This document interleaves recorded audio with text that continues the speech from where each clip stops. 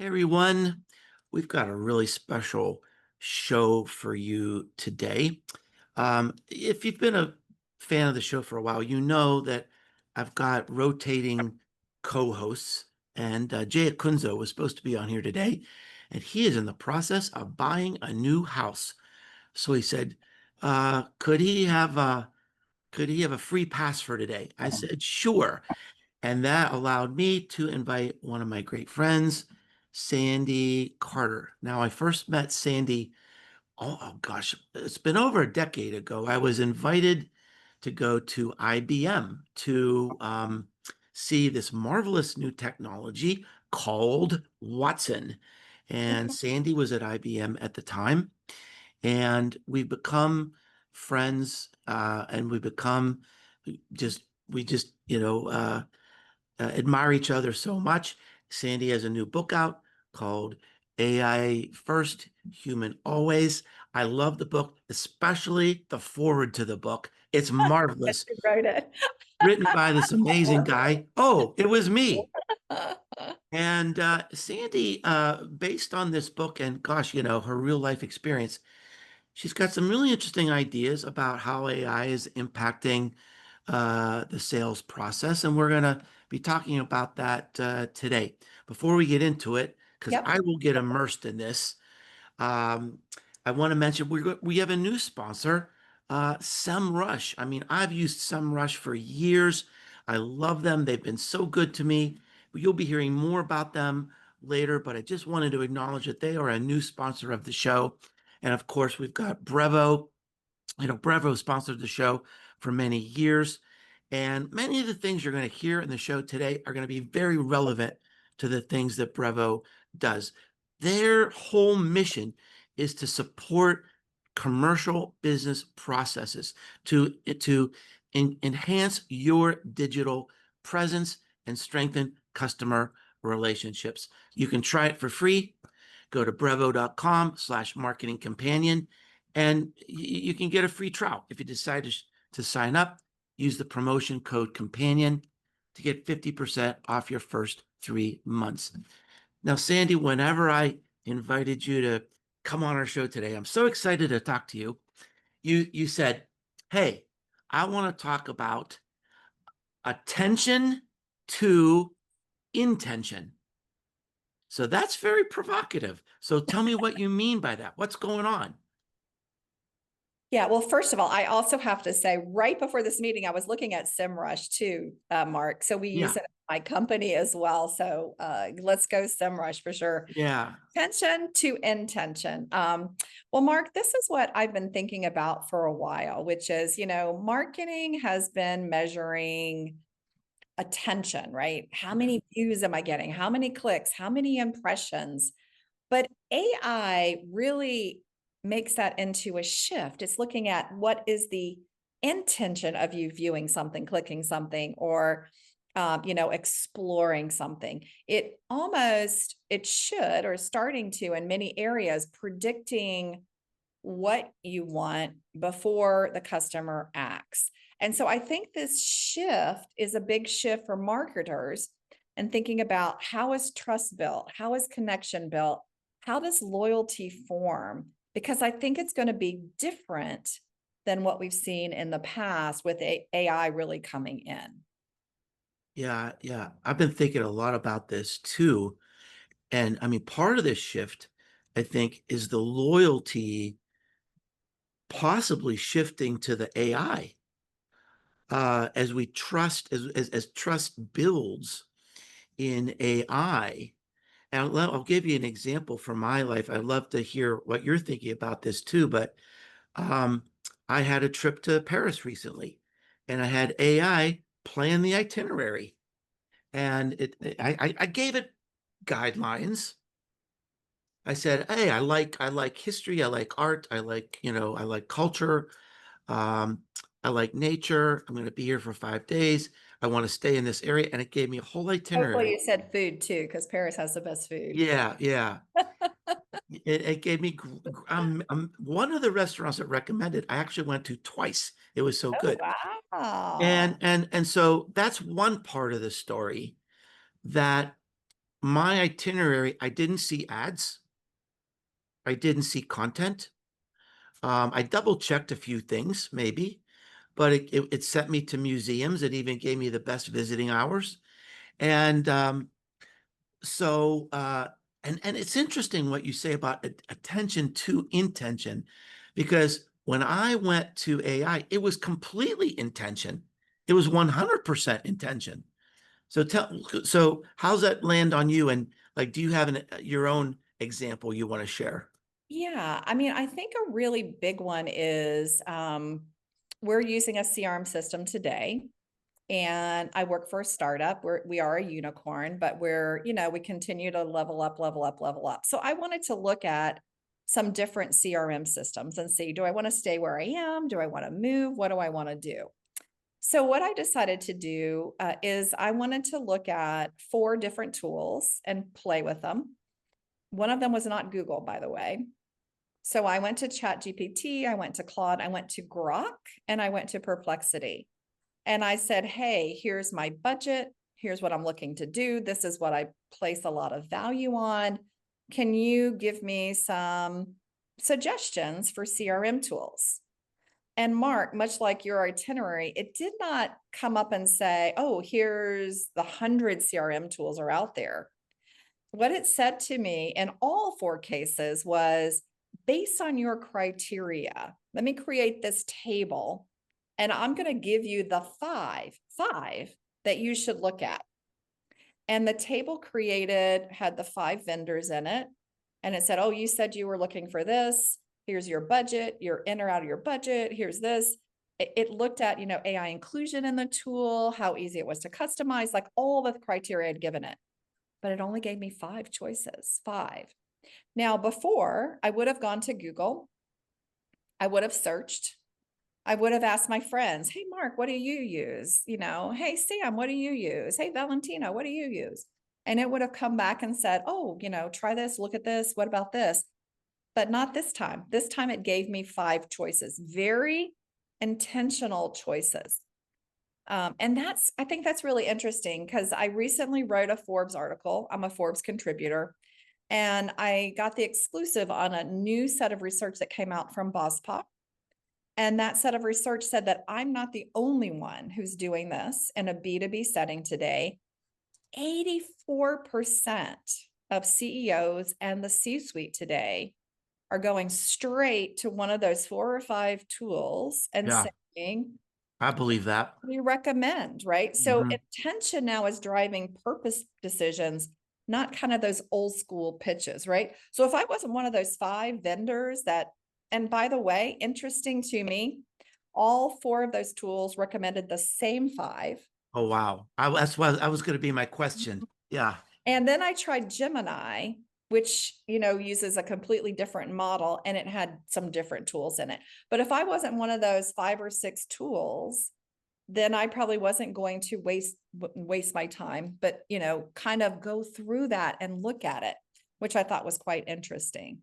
84%. I mean, that blew me away. Yeah. But here's the interesting question. There's really Mhm. two questions I think we can dive into here.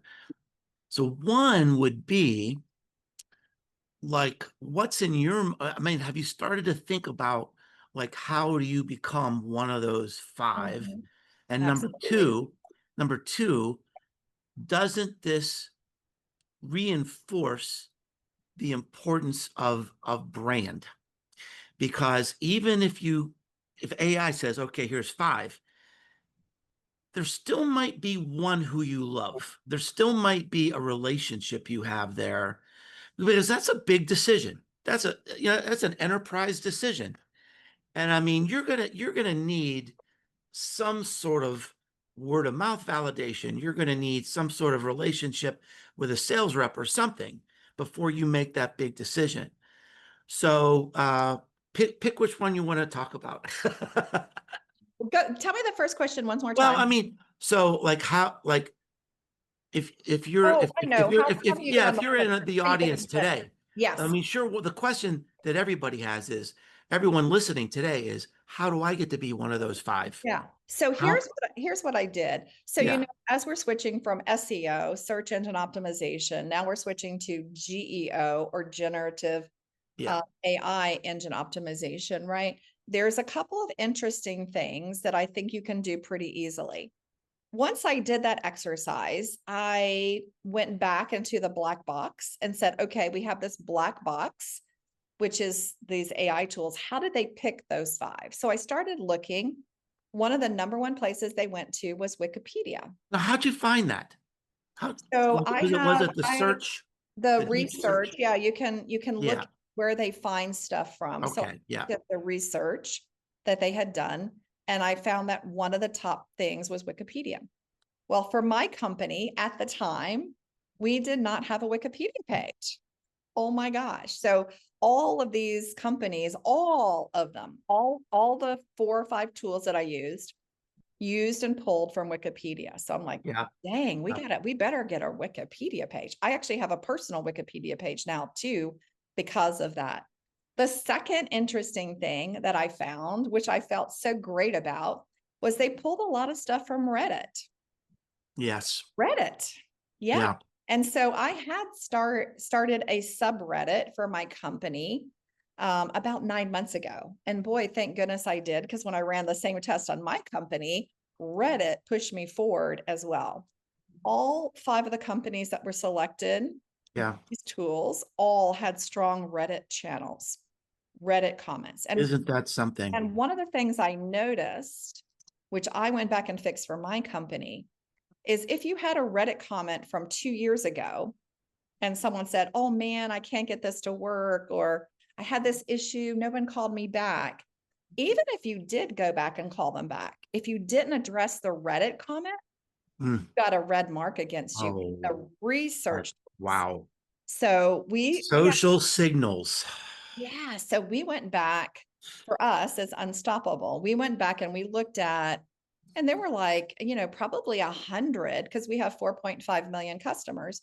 We had like 100 where we actually fixed the problem. The customer was happy, but we didn't go back and respond. And the customer surely didn't go back and said, oh, hey, everybody relax now. This problem is now solved.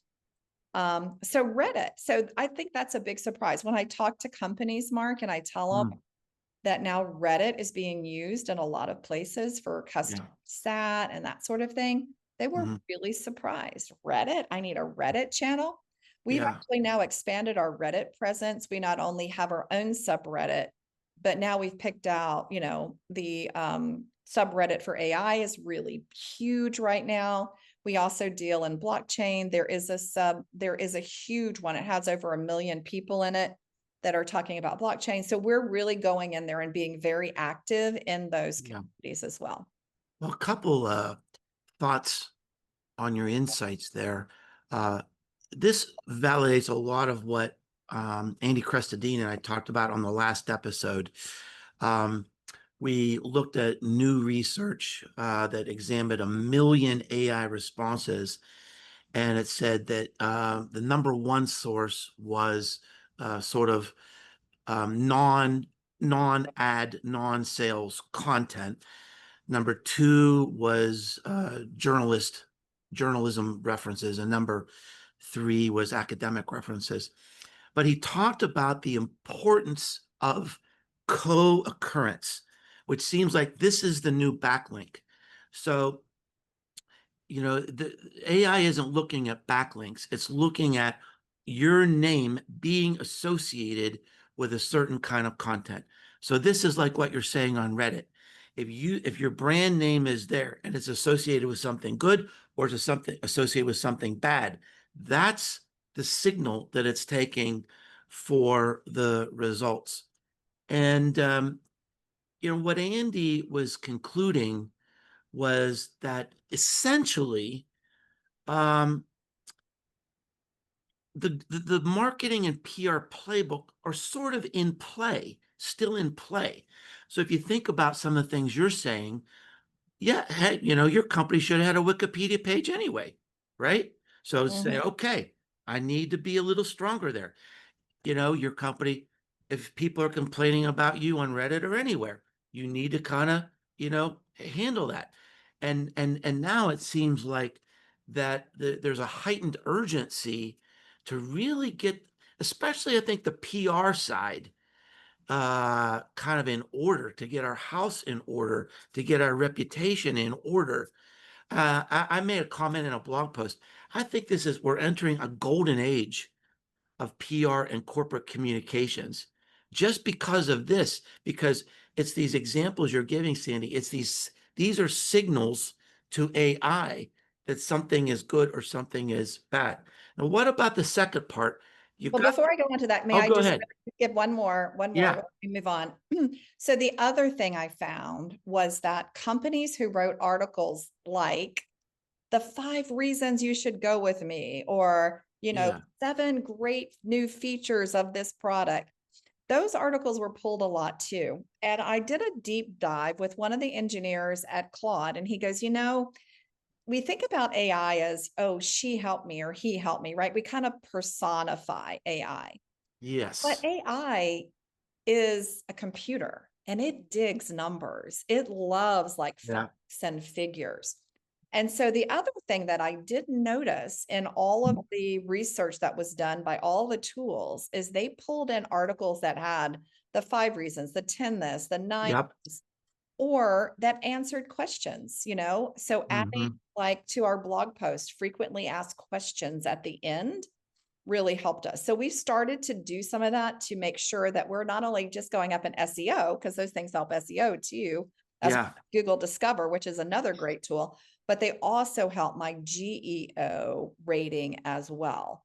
So, think about that. Questions, frequently asked question, numbers, yeah, sort of thing also got picked up. And the master of this is HubSpot. I spent some time with HubSpot. HubSpot is the master of this.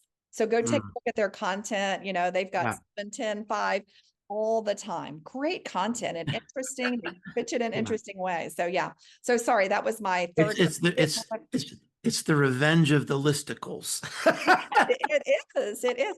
But it was fascinating because when I was going through stuff with this engineer from Claude from Anthropic, Uh, he was showing me like the search engines looking for certain things, and it loves what it loves, which is numbers and things. So it's that's right. And this is a very, very interesting point because in a way it kind of rewrites the content marketing playbook. And this is what I mean. I'm getting ready. I'm teaching a new class at well, not a new class, but I'm updating my slides for the digital marketing class I teach at Rutgers. And I'm in the middle of this right now. And forever, I've basically said, well, here's the kind of the content playbook. You can win at SEO or you can win at authority. If you win at SEO, you kind of play by these rules. If you go by authority, you want, but in either case, you're writing for a person. What Google looks at as excellent is something that's well written and well researched and blah, blah, blah, blah. Now, there's a third circle on my chart this time, and that is AI, because AI doesn't care. AI, they're not looking for, it's not a creative writing contest to AI. It's just data. It's insatiable. It doesn't get tired. It doesn't get bored. Just give me the numbers. Just give me the slop. I'll take whatever slop you can throw at me.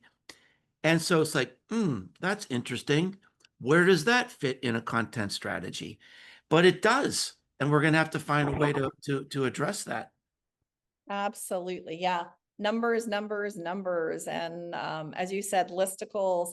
I do think the playbook is going to be rewritten now in the way Yeah. you communicate. Because, Walmart, for example, just decided to have a team of people that are marketing to AI agents. They still have their customer success and all their customer communications, Yeah. just recently started a team to communicate to agents. So one of my examples in my book is, in the future, when you order a pizza, Hmm. in the future, a person won't deliver that pizza to you. It will be a humanoid robot that comes to deliver that pizza to you. They're Hmm. testing this out in Silicon Valley. And the humanoid doesn't just deliver the pizza and take your money. The humanoid comes in your house and sets your table. seriously, this is what they're looking at, sets your Yeah. table for you, and then serves your pizza and pours you a drink. Okay, so now who picked the drink? Was it the humanoid robot? Am I now Pepsi and Coke? Am I now marketing to the humanoid company, or am I marketing to the people in their house? And this will get to your second question too, right? About Yes. time love. Yeah. But then the same prototype that I experienced in Silicon Valley, then when you're finished eating, it goes around and it does the dishes. Hallelujah, right? Like I hate doing dishes. Picks up the plates, goes over and it does the dishes. Now it's washing your dishes with soap. Who picked Mhm. the soap? Is P&G now marketing again to the AI agent or the humanoid, or are they marketing to you? And so Yeah. I think this is what Walmart is right now looking at is, am I going to have more success marketing to the agent, or I'm going to have more success marketing to the person, or do I need to do both? And I think that is the big question that's out there today as we start to look at the future. By the way, that humanoid robot, they were looking at it in this little test run I did in Silicon Valley. Even construction may have to change because the humanoid came through the door, but it was a little she was a little wide for the door. So they were looking like, do you have to change your doors? Like, do the doors need to be wider so the Okay, hold humanoid? on. Just let me pause for a minute because I'm going to go invest in a door company. But it is fascinating. Like in the next world, when we have Yeah. humanoids, like I know that you've had some issues with your dad. I've had some issues with my dad. Hmm. I've been coming home to see him back to North Carolina, Hmm. thinking, wow, if I had a humanoid robot, like some of the ones I saw at CES that could do Yeah. some things for him, wouldn't Yeah. that be cool? But then I'm looking at his house and his house is older. Wow, could the robot get through the door? Could it get to this? There's like this little place that I have to kind of shimmy in to get something he wants. Could the robot do that? I mean, you might have to rethink kind of your whole home for the Yeah. Of future of where all this is course. going. So, Yeah. Of course. Of course. Yeah. Um, well, boy, you just got my mind spinning so many different directions. But let's kind of get back to this idea of, we explore this idea of the data and how content marketing might take a new turn here to sort of influence these initial recommendations. And one of the things I've been thinking about and writing about is this idea of what's the brand override. So now we talked about my trip to Paris.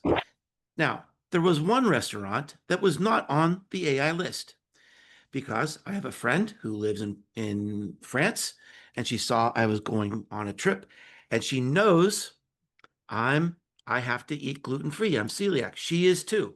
She said, "Oh, Mark, let me tell you about this bakery that is amazing in Paris." So I went. That was not on the AI list, but that came from her. It was an override. No matter what AI tells me, I'm going to listen to this person. AI might direct me, but word from a person, that is going to create real action. So the first override, I think, is brand. I think still it matters more than ever. One is we want to create those word of mouth recommendations. We want to create that love so that when you get the list of five, you say, yeah, no, these are all good, but gosh, I've heard so many good stories about, this company, this, let's say, oh, let's just set an example here. Let's say it's Brevo. I've heard so many good things about Brevo. And actually, this is a true story. One of the listeners of the Marketing Companion signed up for Brevo, had a problem, called Brevo, and he said, you would not believe how fast they corrected the problem. Okay, that's a great story. That creates brand love. Now, the other thing about brand is how do you become the default in the prompt? So you say, oh, okay, well, I'm going to go to France, but put me on Delta yeah. because that's the airline. I'm just so low. So you want to become default in the prompt to not even let AI go crazy. Yeah, and this is where I think that this is why my book is AI First, Human Always, Mm. because I believe that this human element, Mark, will always be in the equation. And it could add, one or two possibilities because I think that people are always going to rely on people no matter what. Even if an AI, an AI, people want explainability. They want to know how AI got to that conclusion. And data can, show you, well, here's the audit of the model, like we just walked through. But like you said, your friend knows that you are gluten free and you have to have certain criteria. And so, and she loves it. So she recommended it to you. I think that that connection, that's my other piece, right? Attention to intention and connection. The connection that people have to brands. Like, I'm sorry, Pepsi. I hope they're not a sponsor here. I always I always drink Coke. Like I Yeah. like Coke. I don't drink a Yeah. lot of soda, but when I do, But it's got to Pepsi, be if you are listening, we love you too. And me if you too. want to be a sponsor of the program, don't really listen to Sandy. She's only here once in a while. I'm the man in charge here.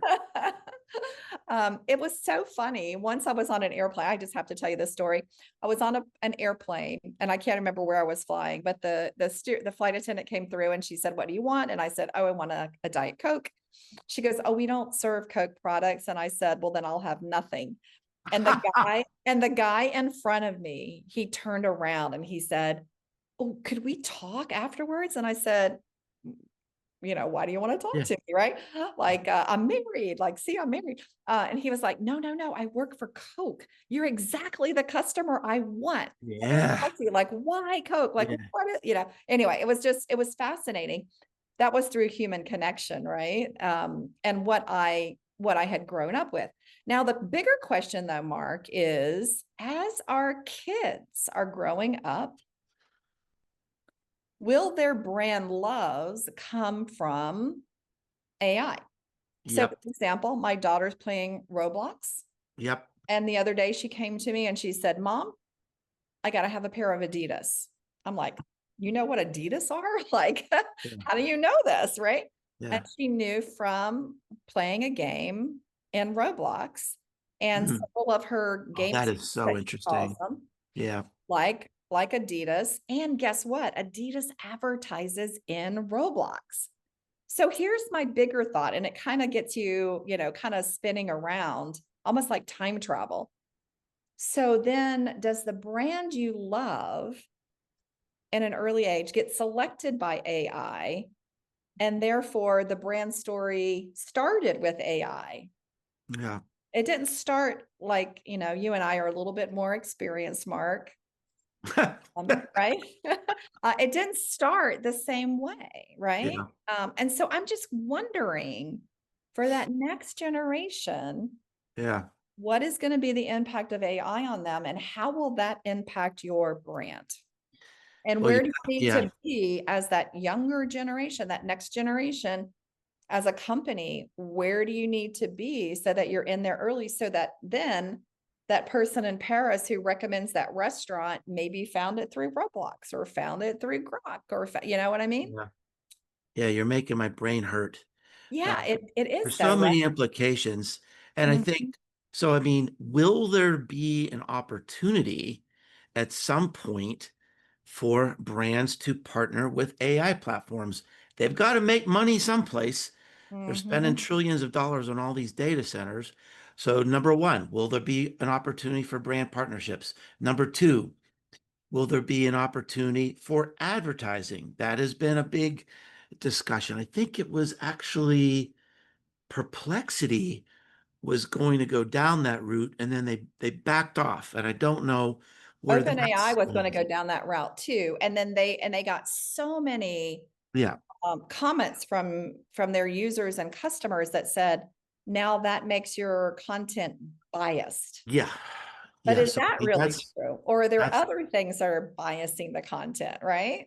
that's going to be an interesting tightrope. And then there's a third factor. So what if your daughter's best friend is AI?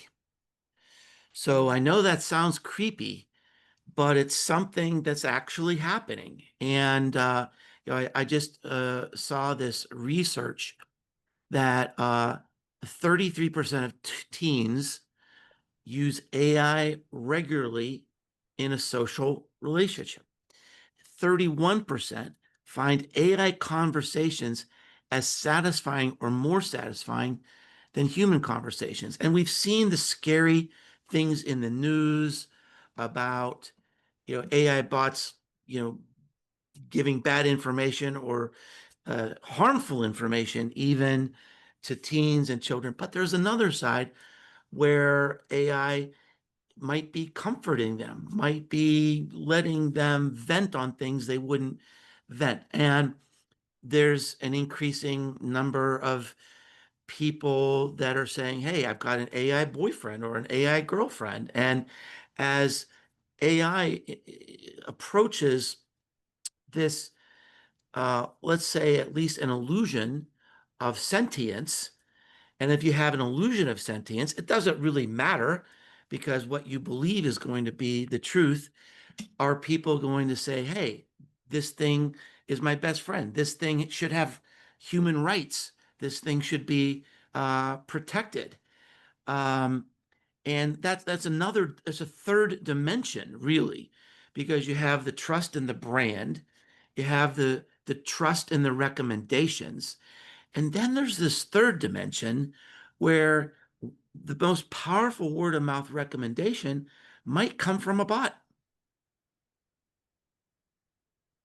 So true. So I will tell you the other day, I was looking for my daughter, and my daughter was oops, sorry, my little, I just wanted to show you guys this. I don't know if you can see it. Can you guys Mm, see that? It's an anime character. Can yeah. Well, this is a podcast, so the people listening can't see Oh, it, but yeah. Okay. Well, yeah. for those, yeah. So for those listening, it's an anime character. Yeah. So the other day, I went looking for my daughter, and she was chatting on the phone. She was kind of walking around our yard, chatting on the phone. And I overheard a couple of questions. Like, one was, what should I wear to, this event on Friday night? And then I heard something like, hey, I've got this problem with my teacher. She doesn't seem to like me. What should I do? So when my daughter came in, I said, hey, who were you talking to? And she's like, oh, I was talking to Ariel. I was like, oh, that's a friend I don't know. I'm going to need to meet her mom and everything. Well, it turns out that she is that character I just showed you in Grok. Yeah. Wow. And she was using voice mode. And so her best friend was busy. And so Mm, what did she do? She got on Grok. She was wow. to the anime. She loves anime. She Hmm. talked to the anime character, which, I mean, if you go on Grok, you can get multiple characters. You can even talk to like a little teddy bear, super cute. Yeah. And you can ask all kinds of questions. So yes, and even today, Mark, the number one use case for AI is AI companions today. Yeah. Right. More usage than Yeah. Chat GPT or Yeah. Claude, more usage are AI companions. And I think it really, I don't know, my view is we're going through this crisis of loneliness, right? Yes. And I think everybody is looking for that connection. They want to connect with somebody, right? And so a friend of mine said, the most important part of AI is the I. It's the I, like I'm a human and I need to become close to someone, Hmm. something, maybe not a someone, and I'm lonely. So if I'm lonely, what about chatting with an AI bot? So I do think then the influence there is going to be really big. So for example, this AI bot that came from Grok recommended what my daughter should wear to this pizza party thing Oh, she's wow. going to on Friday night. Wow. Did it say, And it didn't thank say a goodness it specific, was it was wholesome. It wasn't yeah, it crop wasn't, talk and a it, mini it skirt. didn't mention a specific brand or anything. It did not, but Yeah, but it I was could. I was playing with it and I did. So I love pink. Everybody knows I love pink. It's part of my Yeah. brand. Yeah. And I did go online and I said, hey, I'm looking for a pink jacket. And it said, oh, well, pink jackets are stylish. They mean this, they mean this. I'm like, yeah, but what brand should I look at? And it did recommend brands to me. How about that? Mhm. How about that? Well, Some of my we, favorites too, Mark. yeah. Well, if it Back to that recommended, love of brands. yeah, if it recommended brands to me, I would say, huh? Mhm, What does that mean? Well, mhm. Sandy, I just feel like we just started to cover the tip of the iceberg here, and what a great conversation. We could keep going on. But thank you so much for joining us and giving your insights about, oh boy, I mean, this is like a spider web, a spider web of commercial considerations as we move into this world of AI. So thanks so much for joining us today. And thanks everyone for being here on the Marketing Companion. We never take you for granted, and we'll see you next time.